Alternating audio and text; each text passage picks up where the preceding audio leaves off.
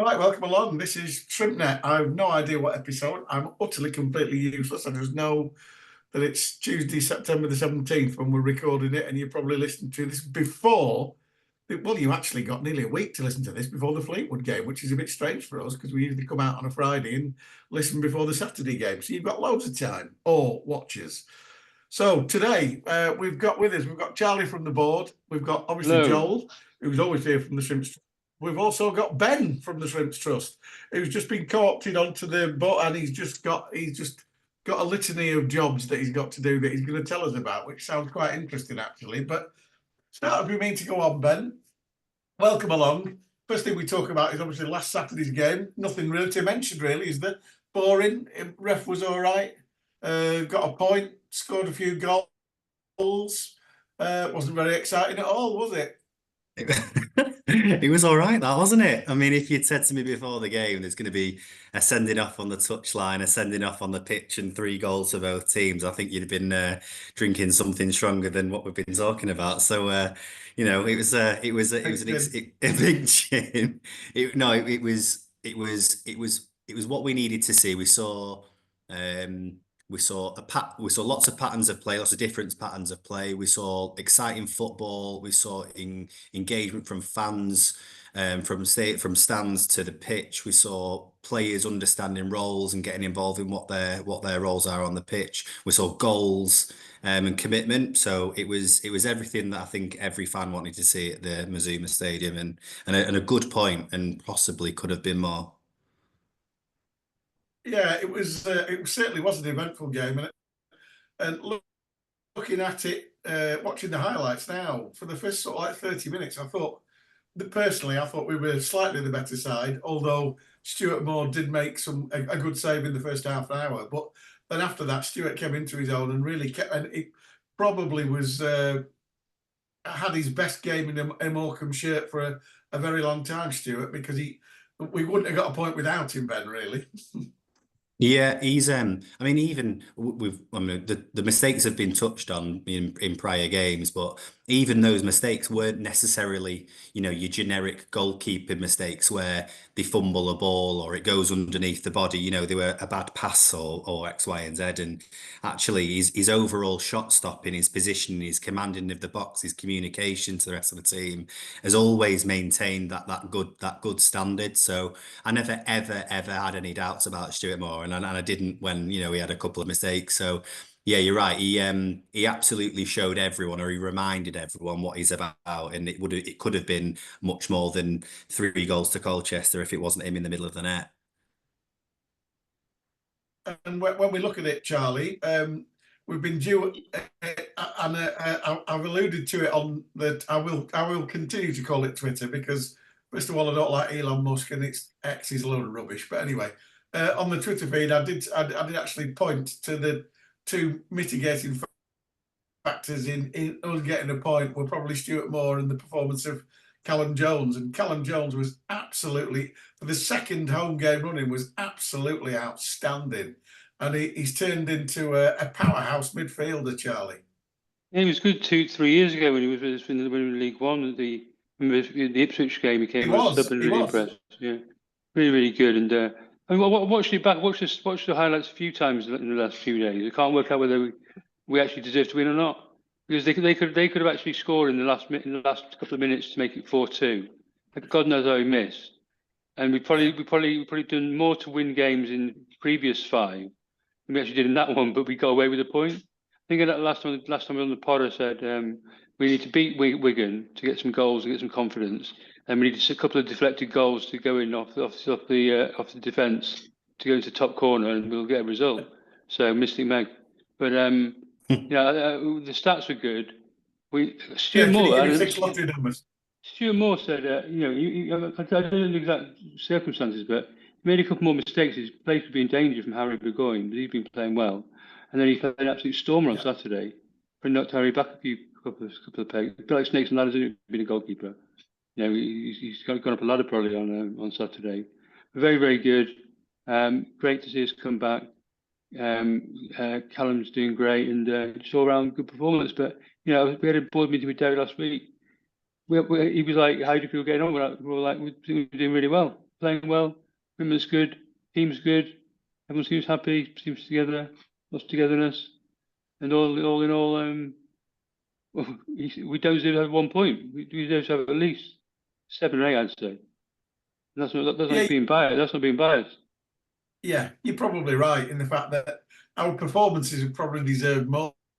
But I'll come to you now, Joel. There will be a situation at some point this season, it happens every season, that we will play a lot worse than we have been doing and we'll get a win. It's a strange game, football, isn't it? Yeah, that's pardon me, sorry. Yeah, that's how it goes sometimes. I think kind of like Charlie's alluded to there, it was a funny one in that obviously we're down to 10 men and we're pushing forwards and we're leaving at times quite a lot of space. And there were moments where if you look at it in kind of blunt terms, that Colchester probably should have punished us, and they've obviously missed quite a few chances, and obviously Stu's pulled it out the bag a couple of times.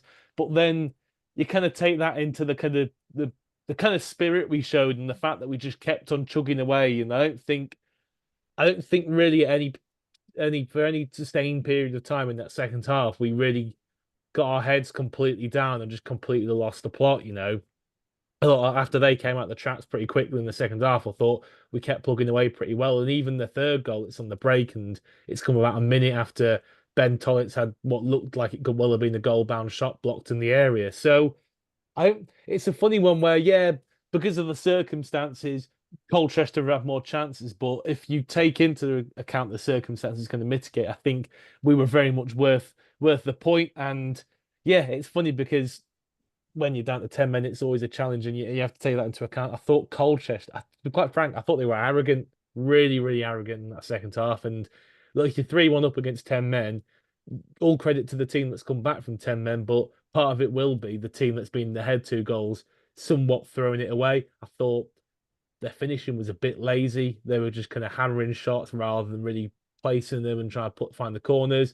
I thought the way they kind of faffed around with it at the back, there wasn't anything that came too close to a real howler, but there was a couple of moments when they put themselves under a little more pressure than they needed to at the back, just because they were messing around with it. And it was almost a bit like they were kind of taunting us a little bit at times. And I think if I'm their manager, I'm livid at the attitude that they've showed in the second half, because they've given us, we've obviously done really well to take the opportunity that they've given us, but we've taken that opportunity in the second half and they've kind of let us back in. And yeah, we kept plugging away, and then Caden Harrick's come on, great little bit of couple of bursts of energy to win the ball back and then get back into the penalty area to win the penalty.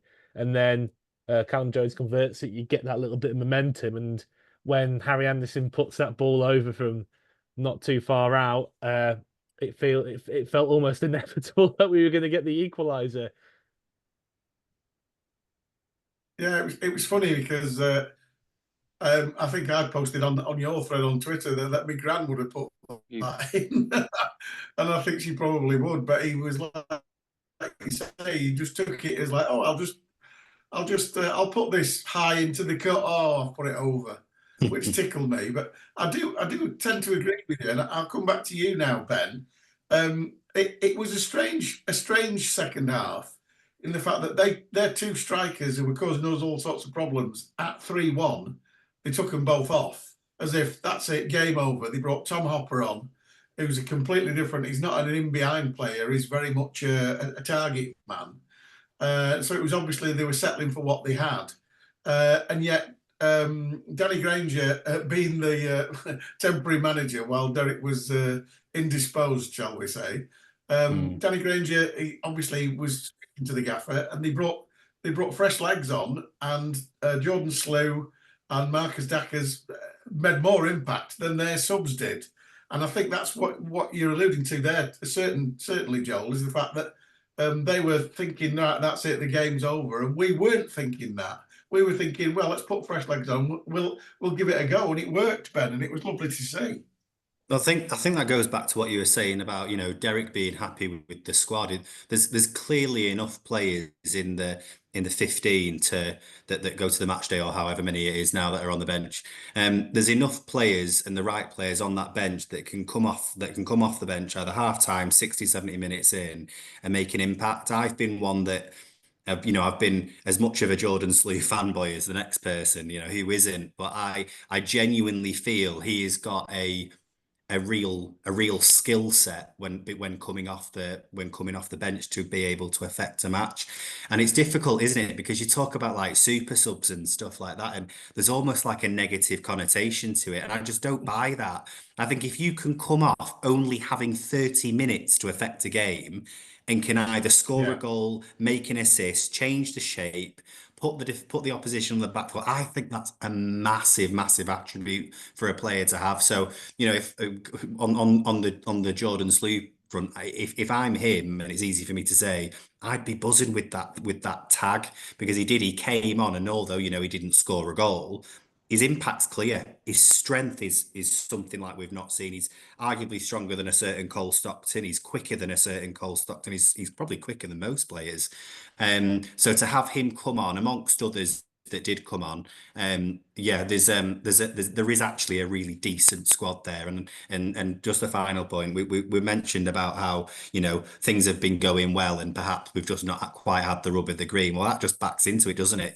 There are the players here to do the business, and now we've had a little bit of a stroke of luck with that third goal, and we've had a good hit at Wigan against the under-21s, and I really don't see why we can't now just get into the natural flow of games that we're used to seeing under Derek Adams, and see the points start appearing on the board. Now, we've managed to be recording for probably just over 10 minutes, nearly 15 minutes now, and I've managed not to complain about the referee. Are you impressed, Joel? That's pretty good for me, because normally it's the usual. But the only thing I'll say, Charlie, was I agree completely with what Ben's saying there. The natural order thing was, I did quote Derek last week when he said in his Scottish brogue of like, they say that the luck evens itself out over the season. That's rubbish. Well, I think it probably did, because Joel made the point. Caden Harrett came on and chased the ball down and got a penalty. Whether it was a penalty or not, I'll take it. I don't mind that. I think it was definitely a penalty. That I think. I think it was a penalty. Well, he gave it. Also, he wasn't a very good referee, but we get a penalty. So what do you want? We usually have. If you're a good referee, we've not got a penalty. A couple of things on what we were just talking about there. Yeah, exactly. On the Rest is Football podcast, Michael Richards, Shearer, and Gary Lineker, they're always talking about it should be starters and finishers. It shouldn't be like substitutes anymore. It should be like rugby, because people come off to finish the game. It is different skills, like Ben was saying. And the second thing, I'm not pushing Sky here, but if you've got Sky Catch Up, the highlights package now is like our highlights package is 11 minutes this week. Yeah. So all the games are like 11, 12 minutes highlights. So you can see the full game. My business partner supports Harrogate, and Harrogate have played Colchester a couple of weeks ago in the league, and I always watch the highlights. Colchester absolutely battered them for the whole game. Then Harrogate scored in the last minute to win 1-0. And so other teams around us have been getting 3 points and don't deserve it. We've been losing 1-0 every game with fluky own goals or goalkeeping errors or whatever. So I think it will change. Derek's really came to the board meeting last week. There's no pressure from the board. We completely trust him. We're going to do. The team looks too good, and when we had problems in previous seasons, because we didn't have the squad and we didn't have the capability really. But I'm sure we're going to be okay. We've got no worries about it at all.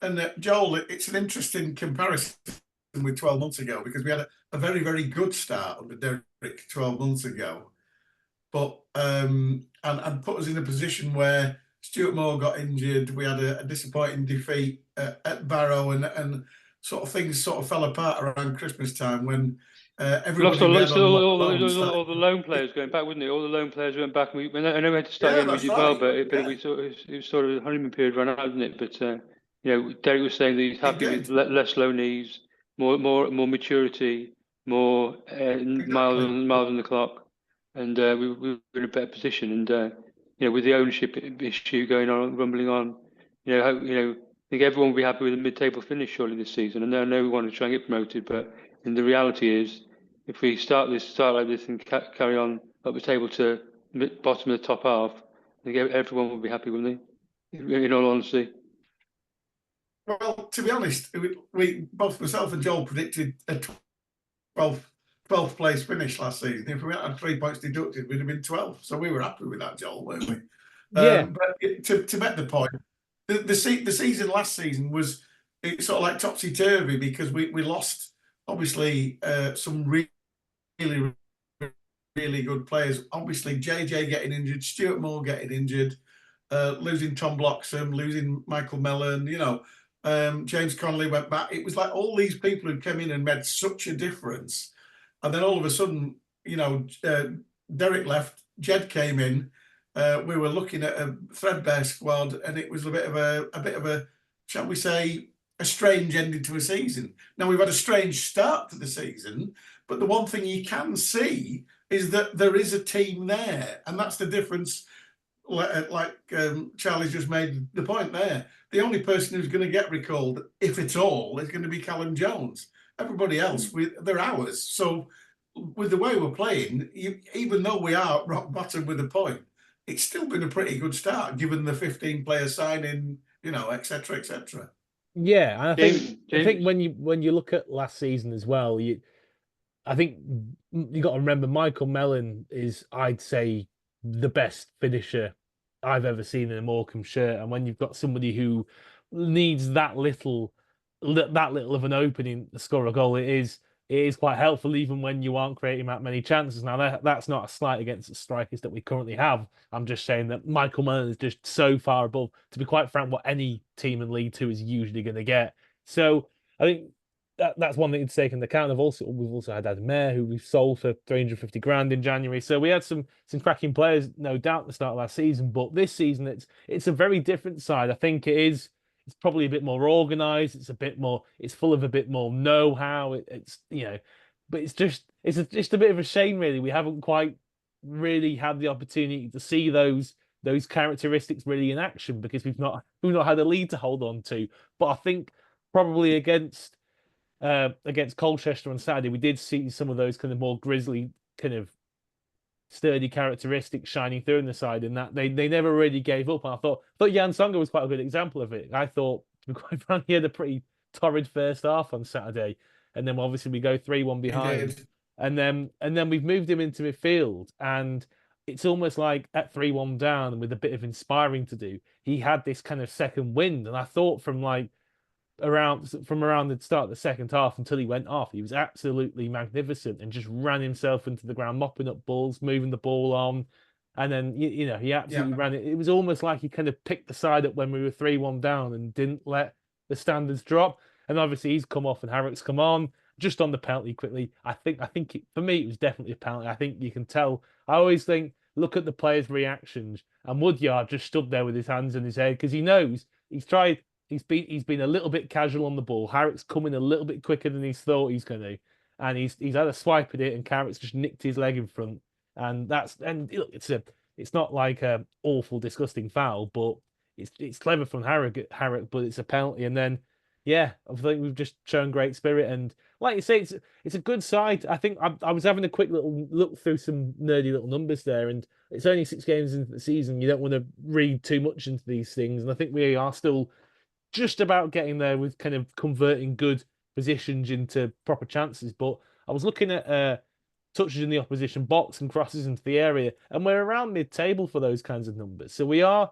I think we've spoken about this in previous podcasts, that we're getting into good areas, and we're making we're looking dangerous. It's just sometimes that little final pass, and Derek's alluded to it in interviews as well, that little making the right decision at the right moment, and it's getting there. We've scored 3 goals. We haven't even spoken about it yet. That first goal, it was lovely, wasn't it? Like, I think Danny Granger alluded to it being a set move. Obviously, we've played Tollett in. He's taken that touch inside. Angol's done that little kind of swivel run around, which has taken the defender away. It's opened that little angle on the inside, which meant that Ben Tollett, who's taken a lovely touch and opened up his body really nicely to hit it into the far corner. So we're getting there, and you just hope that the goals that we have scored on Saturday now have given us that little bit of extra confidence to be able to, keep cracking on in future games. And start taking the lead, hopefully, and a bit more regularly. Freez, James and I have been on the board for five years next week, and I was just thinking about all the different sides we've had in that 5 years. There's probably been a completely different side every year. I know literally and figuratively, but you know, we joined at the bottom of League Two, went up into League One, stayed in League One, came back down, nearly went up again playoffs last season. We were bottom of the league again for a while, but we've had some very, very good players in those times. Everyone's fought for the shirt, and I think it's going to be the same again this season. Yeah, I think you're probably right. And it just tactically, I'll come back to you, Ben, now. With the absence through injury of Gwion Edwards, he started with Ben Tollett on the left. And I have to say, I've been, shall we say, the jury's still out on him while he's been sort of wide right. But wide left, I thought, because he is naturally right-footed, he still went down the outside a couple of times, but then came back in. And as Joel has said, the goal was a lovely goal. Lovely pick out by Callum Jones and a nice little drag out of the way from Lee Angol. And it was a great little finish in the bottom corner. And while you would always say you would start with Gwion there, I thought Ben probably ran his doolies off most of Saturday. And that was probably his best game in a Morecambe shirt. You feel free to disagree. So. Yeah, no, I do agree. And I think I'd probably go a bit further. There's probably been enough from Ben Tollett in the previous games for me to think actually there's something there. He's one of those players where, because he's brand new to us as Morecambe fans, and we're quite tunnel vision, aren't we? You know, there isn't necessarily the research and the awareness of other players before they come to us. Certainly when they've come from lower leagues. There was enough for me to see in those other games that there was something there that I knew was going to be a real attribute to the team and to the other players that he's playing with. So he was absolutely spectacular. That goal was remarkable. But with the good comes the bad, and I know he'll be probably kicking himself for the first goal that they conceded after Hendry had got sent off, because it absolutely was his man on the line. And just by the way, how did Hendry get away with wearing that chain? See that chain he had on? No. Around his neck. He had like a massive B.A. Baracus chain on. Hendry did. I don't know how the referee let him get, how he actually managed to smuggle it under his shirt. It's massive. Well, Have a look on the highlights. Well, that's perhaps why he sent him off. First yellow. Yeah. I think I'd seen a bit of chatter that, you know, Hendry had a bad game and got sent off, but I disagree. I think he played really well. I mean, that left winger was causing problems for everyone. You know, you could have put Kyle Walker or Trent against him, and he had enough to do a job. And I actually thought that Hendry had done a good job, minus the body check and minus the sliding in that he got punished for, and fine, you know, 2 yellows and off you go. But I actually thought Hendry had played a good game at right back. Well, I'm just happy because I've managed to not slag Jeff Eltringham off there as the referee, because you know, if our luck's going to change, he gave us a penalty, and as Charlie's alluded to, that Marcus Dacker's effort was probably going wide of the 6-yard box. Yeah. To hit their bulk on the chest and go in the top corner, I'm like, yes, he'll do for me. I'm trying to figure out exactly. I think I haven't looked at the replay. I'm not quite sure what Dackers is doing. I thought he, looking back, played a 1-2. I think he's trying to hit Slew at the back post. But that is kind, Joel. Why would he cross him there? I think too kind. I don't know. I just he doesn't hit it like you. You know, when you shoot, you hit the ball in a certain way. He's kind of like caressed it a little bit, which, I mean, to me, that in itself is a criticism, because I have no idea why you get in that position and think, you know what, I'm going to float one to the back post instead of hammering it at goal. But it's gone in, and at the end of the day, it's about getting in the area. He's got to give a little word as well for Paul Lewis. You know, just having that little hovering up. I think one of the things that I think we signed him for isn't because he's a beautiful footballer. It's because he makes good little runs into the area from he's quite aggressive and quite physical in midfield, but also he makes good runs into the area and puts himself about a bit, and that's what he's done. And fair play as well, actually, Jamie Stark, the little kind of. I'm pretty sure as well before he got the ball. I think he actually. Yeah, it was lovely. I thought before he got played the ball by Jones, he kind of gave a little wave to say, no, don't play it to me. I need to get back. And then Jones just sent the ball anyway. He hooked it in. Yeah. So yeah, it was good, really good that, and you could tell, bit of momentum, and they're bowling it a bit Colchester, and you get a couple more bodies in the box. He caused a bit of mayhem, and luck goes your way. I think with the Dackers thing, there's a bit of luck in how it's gone in, but at the same time, we're in that position because we've done some good stuff. What goes around comes around, my friend. Yeah, exactly. And you don't get lucky with deflected shots if you're never in a shooting position or whatever it was that Dackers was doing. So, while it's fortunate it's happened, we've gotten ourselves into that position. The only thing I'll say is, he whether he was shooting or not, he celebrated like he meant. He did, yeah. He absolutely owned it, didn't he? I loved that. He was running away, sliding on his knees into the corner, like, I meant that. Of course you did. Yeah, whatever. I don't care. That'll do. So, moving on, this week, it's a bit of a strange week. First of all, I was recording this on a Tuesday because yours truly is busy the rest of the blooming week, which is typical. But we have no game Saturday. They've moved it to the marvellous Sky, 8 o'clock on Sky on a Monday night. What's thoughts on that one, Ben? Good, bad, indifferent, or just take the money and run?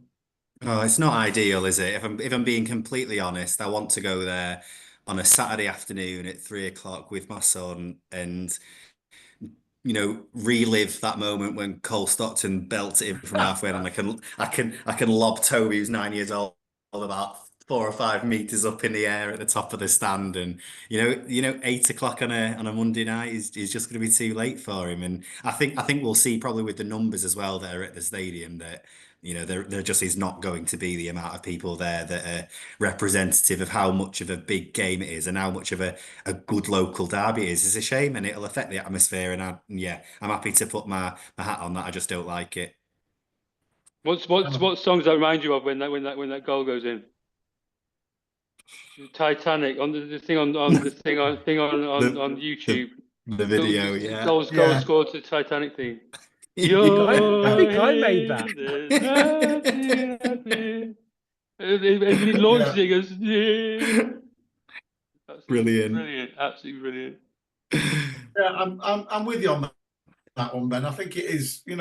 Unfortunately, if you take the king's shilling, you've got to do his bidding, haven't you, Joel? That's part of it. Take the money and run, but it isn't ideal. And Ben makes the point. On a Saturday, we'd probably take 500-600, but we won't take that on a Monday night, which is a bit of a shame when we're on the TV, Joel. Yeah, exactly. I think what I understand, I think we get more money overall from the Sky deal, but then you miss out on things like this. And on a Saturday, it's easy it's a bit easier getting coach. Well, it's more tempting to go on the coach and stuff. It's a bit easier to work your way down on public transport if you're doing that. Like if you've got kids, it's easy to bring them down because you haven't got the late night. So it's just, and if you're driving as well, you're not going straight after work, so it's difficult. And at the end of the day, in the EFL's defence, they're probably thinking, put a game like that on Sky on a Monday, people might actually watch it. They're not going to watch it on a Saturday if there's more choice. It might be good for Morecambe and feeling good to play some good football. The actual non-Morecambe fans, the actual public watching the game. Probably quite a lot more than it would be. There'll be more general public watching the game, but then on the flip side, you're going to miss out on fans in the actual ground and atmosphere. So that's 100%. I'm just saying that what they're thinking will be. They're probably thinking it's one or two games this season. Let's see how it goes. Let's look at the stats, but let's just see what happens. Exactly. Yeah. So it'll be interesting to see how it kind of turns out numbers wise and how it affects things. But at the end of the day, you get more money for it, so that is helpful. I'm annoyed because I was going to the game and I'm not. I can't now because I'm in Spain on Monday. Yeah, he was looking forward to the game as well.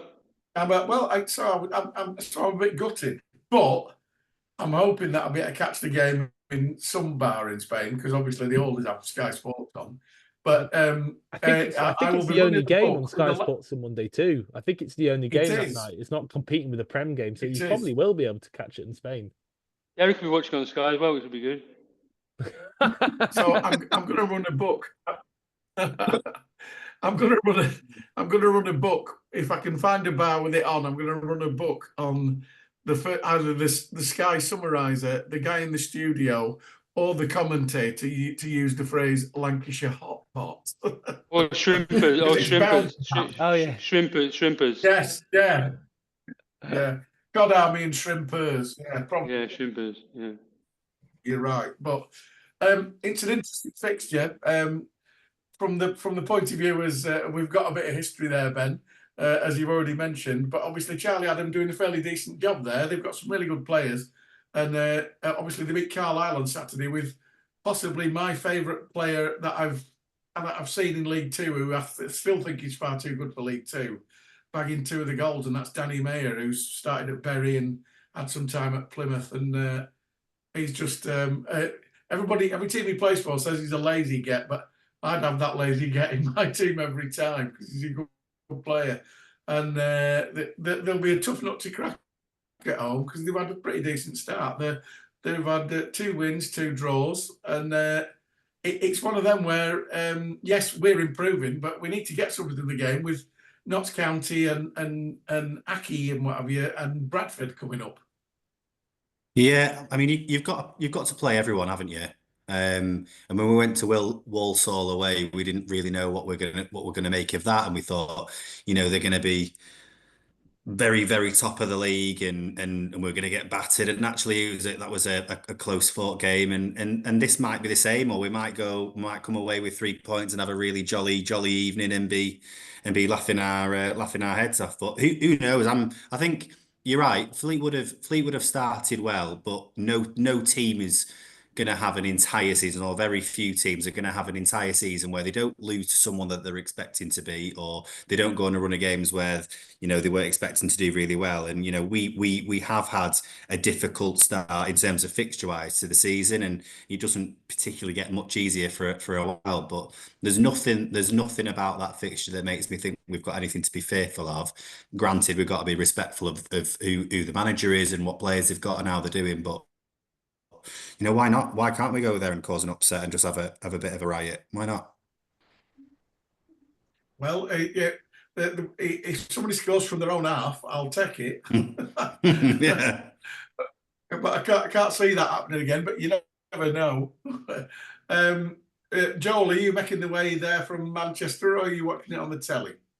Yet to be confirmed. I think public transport wise, it's not looking very healthy from Manchester, and then so I'm just going to see what the lift situation is and who might be driving. So it's a bit TBC at the moment, but yeah, it'll be like Ben says. It's quite hard to judge teams at this point in the season. I think what you've got to say in fairness to Fleetwood is that by all accounts their performances were a bit better than their actual league position last season. I think a lot of people feel that they were probably. Yeah. Maybe in a little bit based off their performances were maybe a little bit unfortunate to get relegated, and so it seems like the manager they've got, Charlie Adam, he's done all right with them so far in terms of the level of performance he's gotten out of them. And I caught them. I watched a bit of their game against Notts County the other week. I can't remember what score it was. I can't remember if they won or that it was a late draw, but I thought they showed that they could defend. Yeah, it was like but I thought overall they still defended pretty solidly against a decent, obviously a very, very good Notts County side. I thought they looked pretty dangerous from the break in that game as well. So they've definitely got some threats. They've got some decent players. Danny Mayer, like you've alluded to already, obviously kind of in that role when he likes to kind of it's when he gets into those little spaces towards the left hand side and he jinks inside in his right foot. That's when he's particularly dangerous, and I think that's where one of his goals on Saturday actually came from. So, yeah, like any team, they've got people to watch out for, but I don't think anything could happen. Seen. Yeah, anything. I don't think from what I've seen, I don't think we've really. I think the only game I haven't really seen properly is Doncaster, but I think from everything I've watched, we've been in the game and competitive against some on paper really good teams. So, yeah, go there with every confidence, really. One thing I would say, Freeze, is obviously you won't have a bad word said about Derek Adams from anyone in Morecambe, but going to Fleetwood away without him on the sidelines is gonna, have a bit of an impact. He is such a good manager. He is such a good man manager, a tactician, you name it. Certainly for our level of football, that not having him there, I'm sure he's kicking himself, and I don't want to go back onto the Colchester game too much, but again, my son and I, Toby, were sat watching it unfold after the first yellow, and then the words after the first yellow into them being spoken just up until the second yellow, and you could see it coming a mile off. So not having him on that touchline is a real bonus for Fleetwood, sadly. And I'm hopeful. Well, I'm pretty sure. Obviously, Danny Granger alluded to the fact that he was running backwards and forwards on Saturday, and I think they'll probably be they'll be communicating by whether it be shortwave radio or texts or whatever on Saturday. I'm sure of it, but it's a fair point you make, because obviously, and like I say, I haven't even entered into that debate, because the simple fact is, I've decided I'm not going to slag referees off because he gave us a penalty. That's my mantra tonight. That's my mantra. I just keep repeating it. Oh yeah, Jeff Eltriger, bloody useless, but he gave us a penalty. There you go. I've said it. So there you go. So Charlie, I'll come to you now. Any boardroom news? Anything going on behind the scenes? Any news on the takeover, or are we just talking about your favourite recipes this week? No, it's first of all, we've got a couple of announcements regarding the academy. It's going to be published tomorrow, but I may as well say it now because I've got nothing else, not much else to say. Neil Wainwright is going to be made the interim head of academy for the next 3 months, and Darren Finch is going to be the head of development. After you'd said last night, having tried getting hold of Wainers, and I already had, saying, "Can you come on, Neil?" He was like, I've got a lot on." So yeah. I thought something was happening. That's Stuart Drummond's working his notice. Everyone knows, great service to the club, but he's going to be handing over to Neil and Darren in the next. They're handing over at the moment, and I think it's as of yesterday. As of yesterday, Neil's the interim head of academy, which is fantastic news for him. Great guy, really good commentator actually. On the matches, and I follow. Yeah, it's good. Yeah. But yeah, so great for him, great for Darren. Darren, who sourced what's called a guy left back for Ipswich. Leif Davis. Leif Davis, yeah. Leif Davis McKenna picked up from Leeds, didn't he? Yeah. That's great news. Obviously, Pie Club side, who's great, and the lessons. I love the way that 146 foreign students had lessons on how to make pies in the club of the week, which is great news. But on the interesting stuff, if you want to talk about the takeover, look, there are a couple of things going on, and things are progressing more than they have done before. We're not actually allowed to comment on. We looked into it, and part of the rules of engagement of takeovers and buyouts, you're not allowed to say anything which might jeopardise any deals or any processes or timelines. So we're not being annoying on purpose. I appreciate it's really, really annoying, but we just can't say anything. But there are things going on. There's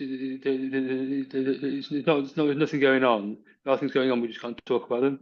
I'm really sorry, but you said there's nothing to say. There's nothing. There isn't nothing. There's more than nothing, but not much more than nothing. Hopefully, I'd rather you say in a couple of weeks. In a couple of weeks, I'll have more than nothing to say. To say more than nothing to give you something. That makes sense. I'm impressed. That's all I need, because that gets people off my back from saying you never asked. So I like. We would love. I was saying 5 years in the boardroom as of next week. Our book, mine, James' biography of me, Rod Taylor, Graham, Mick, and James. It could be a book about 50, bigger than Tolstoy. So there's so much stuff to talk about. But we can't. Unbelievable. Listen, It's unbelievable.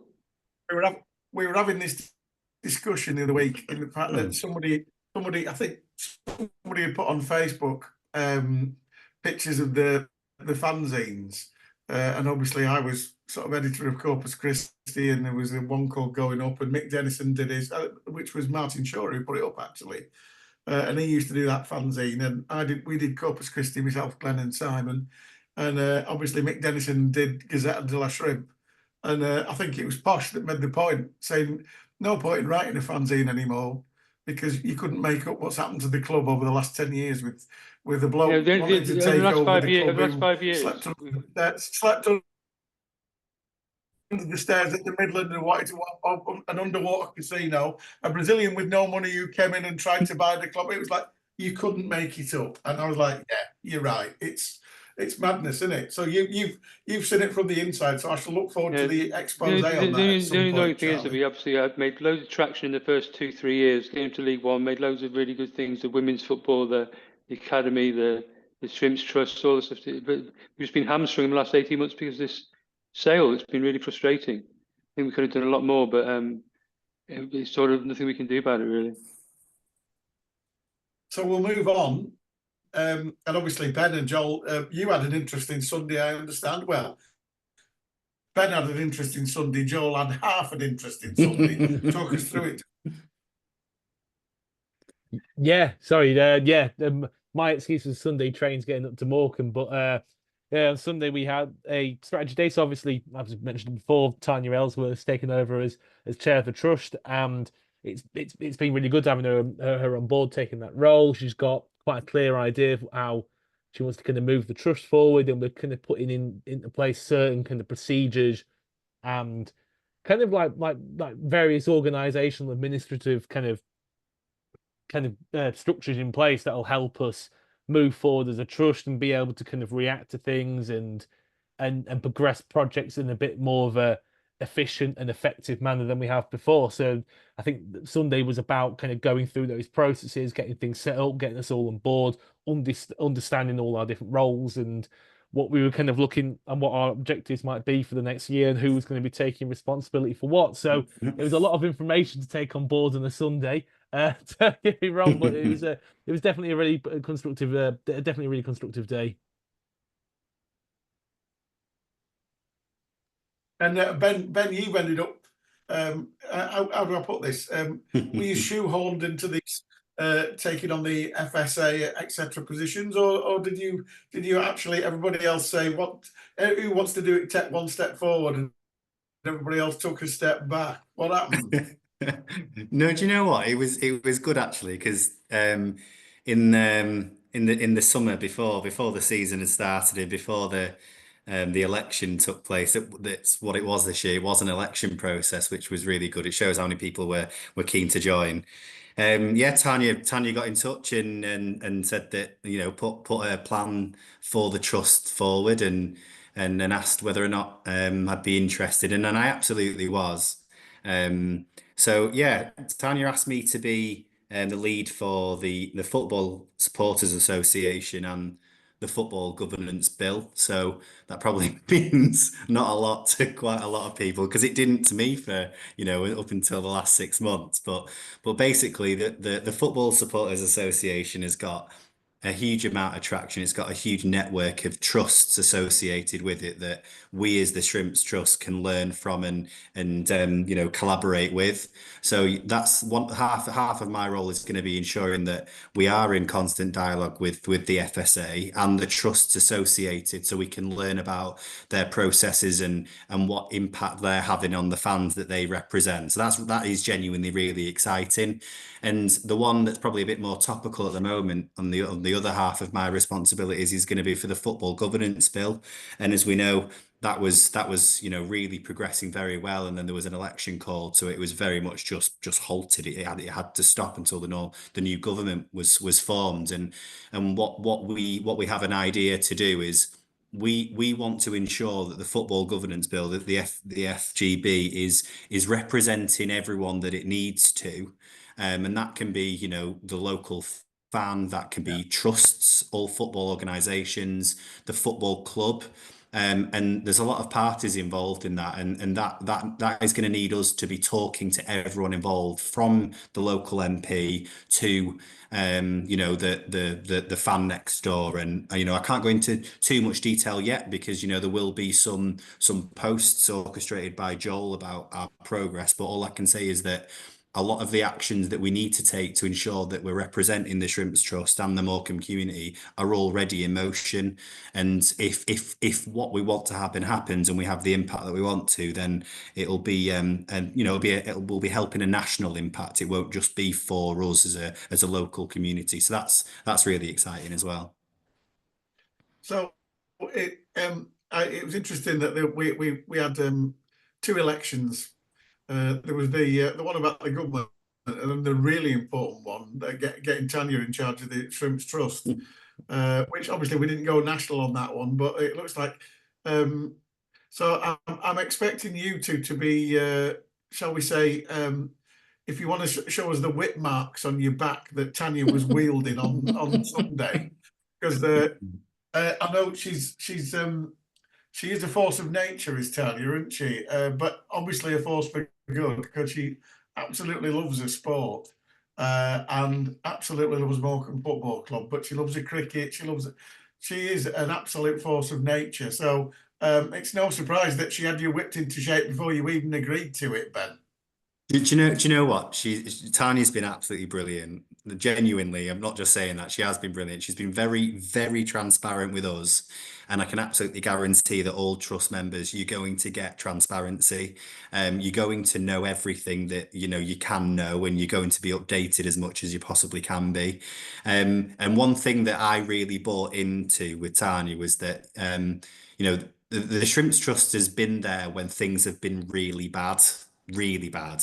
Yeah. But actually there's more to the trust than that. And what Tanya's arranging now is a structure and like Joel touched on, a bit of process. So it doesn't just have to be a reactive trust, it can be a progressive one. Proactive, yeah. So and that's it, like proactive and progressive. So we can be there to actually make things good, not just survive. So the things that Tanya's orchestrating and asking us to lead on will at least give us a chance of enabling that to happen. So it's exciting. And what I would say is, if you are a member, keep your eyes out for the updates. And if you're not a member, then join us.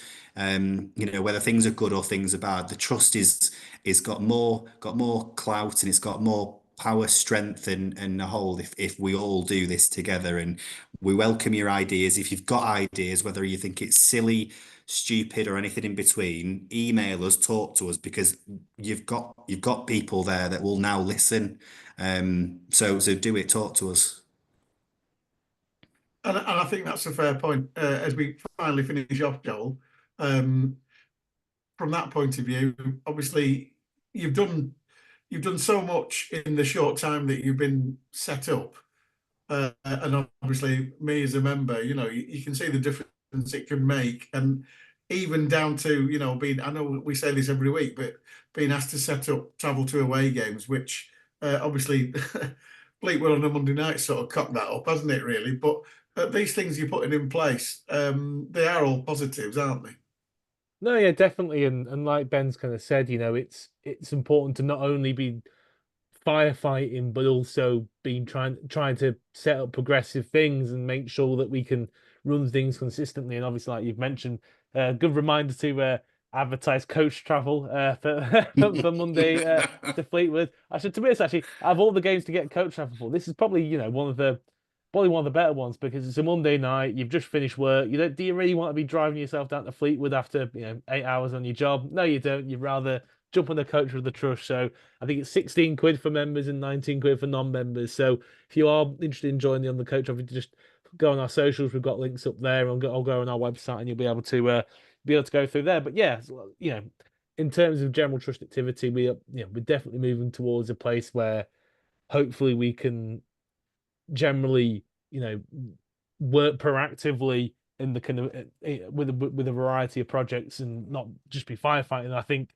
to be honest, the football governance bill is probably one of the kind of the standout projects that I think not just ourselves as a trust, but lots of trusts around the country are probably going to be wanting to get involved in. And hopefully it is something that not just at our level, but at a national level will eventually be, will be taken forward pretty soon. Yeah, I think I was reading a couple of articles the other day in the national press, and a couple of people were objecting to the football governance bill, saying, well, it's going to interfere with the process.